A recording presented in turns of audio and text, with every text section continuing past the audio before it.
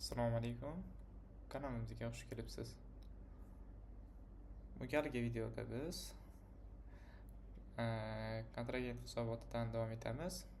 O'tgan galgi qismlarda ta'minotchilar hisobotigacha ko'rib chiqqan ekanmiz. Demak, bu safar xaridorlar oborotidan boshlaymiz. Ushbu joyga o'tadigan bo'lsak, bizda mavjud xaridorlarni oborotini chiqarib turadi. Masalan, bizda birinchi mijozimiz bor va o'tgan oydan boshlab bizda 3 ta sotuv qilgan. Mana bu joydan sana o'zgartirishimiz mumkin. Default holatda 1 oylik qismni ko'rsatib turadi bizga. Jami qancha savdo qilgan? O'sha 40 ming so'm savdo qilgan ekan. Bu joyda jami qarzi 0 so'm, demak hamma qarzini to'liq to'lagan ekan bu mijozimiz.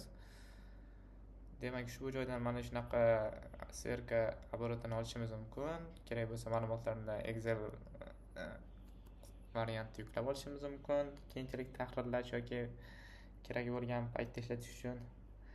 Bu o'sha bizning mijozlarimizni ma'lum bir berilgan muddatdagi oborotlarni ko'rib chiqish uchun ishlatiladigan qismi.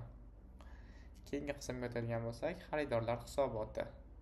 Bu joyda bizning jami xaridorlarimiz, mijozlarimiz qancha qarz borliklari, demak, qarzdorlik daftari desak ham bo'ladi. Shu joyda jami klientlarimizni qarzlarini ko'rishimiz, ularni qidirib topishimiz va ma'lumotlarni olishimiz mumkin bo'ladi. Keling, masalan, hozir mana bu birinchi mijozimiz turibdi.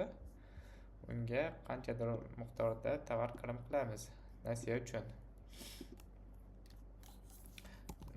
5 dona kirim qilaylik va birinchi mijozimizni tanlaymiz. Xo'p. Keling, bundan ham 10 dona kiritaylik-da. Yana yangi klient ochaylik. Ikkinchi mijozimiz bo'ladi bu. Ikkinchi mijozimizga o'tamiz va bunga ham tovarni kiritamiz.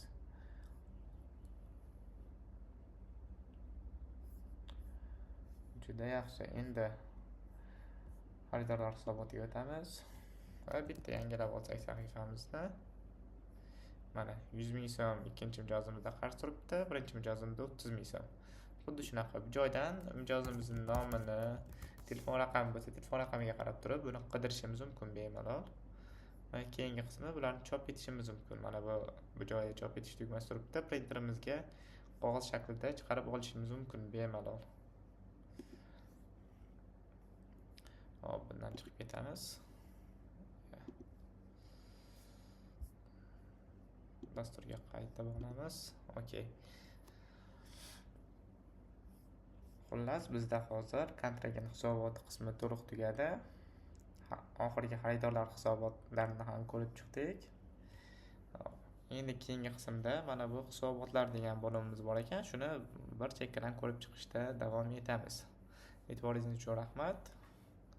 Videolarni kuzatishda davom eting.